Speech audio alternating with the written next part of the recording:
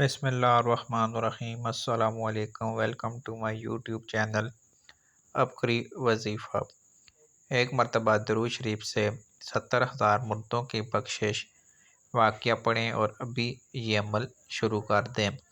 شیخ الوظائف اپنے ہفتہ وار دروس میں ایک سورۃ کاثر کا عمل اکثر بیان فرماتے ہیں۔ آج اکابر پر اعتماد کے دوستوں کے لیے مکمل حوالہ جات کے ساتھ نقل کیے دیتا ہوں۔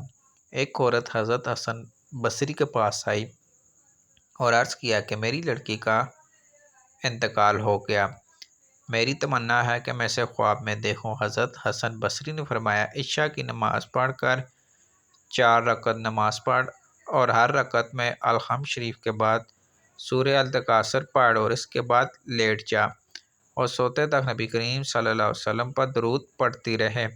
اس نے ایسا ہی کیا تو اس لڑکی کو خواب میں دیکھا کہ نہایت ہی سخت عذاب میں ہے، تارکول کا لباس اس پر ہے، دونوں ہاتھ اس کے جگڑے ہوئے ہیں اور اس کے پاؤں آگ کی زنجیروں سے بندھے ہوئے ہیں۔ وہ صبح کو اٹھ کر پھر حضرت کے پاس گئی تو آپ نے فرمایا کہ اس طرح سے صدقہ کر، شاید اللہ تعالیٰ اس کی وجہ سے تیری لڑکی کو معاف کر دے۔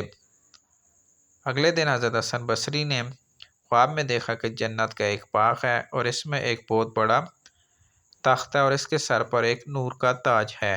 وہ کہنے لگی، حسن تم نے مجھے پہچانا نہیں؟ میں نے کہا نہیں۔ کہنے لگی، میں وہی لڑکی ہوں جس کی ماں کو تم نے درود شریف پڑھنے کا حکم دیا، یعنی کہ عشاء کی نماز کے بعد سونے تک۔ حضرت حسن نے فرمایا، تیری ماں نے تو تیرا حال اس کے برعکس بتایا تھا جو میں دیکھ رہا ہوں۔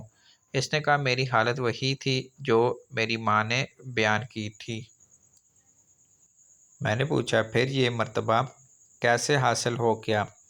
اس نے کہا کہ ہم 70,000 آدمی اس عذاب میں مبتلا تھے جو میری ماں نے آپ سے بیان کیا۔ صلح میں ایک بزرگ کا گزر ہمارے قبرستان پر ہوا۔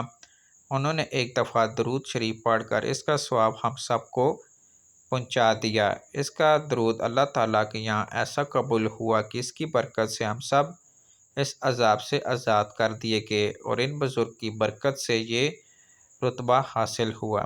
تو دوستو، کہنے کا مقصد سارا یہی ہے کہ درود شریف کی کثرت کریں، جب بھی قبرستان سے گزرے تو ان کو اصالِ ثواب کرتے رہیں تو اللہ پاک کرم فرما دیتے ہیں۔